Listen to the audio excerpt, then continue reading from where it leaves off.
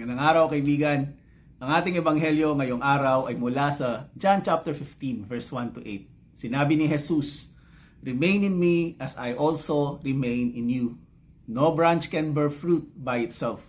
It must remain in the vine. Neither can you bear fruit unless you remain in me. Remain in me." Sinasabi ni Jesus na maging bahagi siya ng araw-araw nating buhay. Hindi lang kapag Sunday o kapag may kailangan tayo gaya ng pagpasa ng exam o may pangangailangan tayo sa araw-araw nating buhay. No branch can bear fruit by itself. It must remain in the vine. Ang sanga ay nakadugtong sa puno. Kapag naputol ito, unti-unti itong mamamatay. Dapat connected tayo kay Jesus. Ibig sabihin, may relationship tayo sa Kanya. Quick check tayo. Paano mo malalaman kung may relationship ka kay Jesus? Ito yung ilang palatandaan. Una, meron kang constant conversation.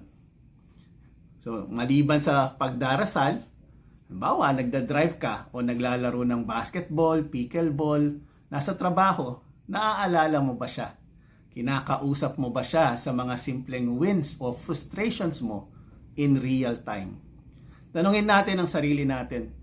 Kung si Jesus ay nasa contact list ng phone mo, nasa emergency only ba siya o nasa recent calls list? Pangalawa, may tiwala ka kahit mahirap ang buhay. Kapag nagtitiwala ka kay Jesus sa gitna ng hirap, faith yon. Kapag nagpapasalamat ka pagkatapos, gratitude. Kung may pinagdadaanan ka ngayon sa buhay, kaibigan, ito yung dasal ni Saint Augustine.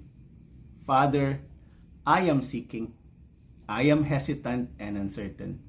But will you, O God, watch over each step of mine and guide me? Pangatlo, nagbabago ang iyong buhay. Masasabi mong may relationship ka kay Jesus kung unti-unting nagbabago ang reaksyon mo o pakikitungo mo sa mga tao. Mas nagiging pasensyoso ka at mapagmahal.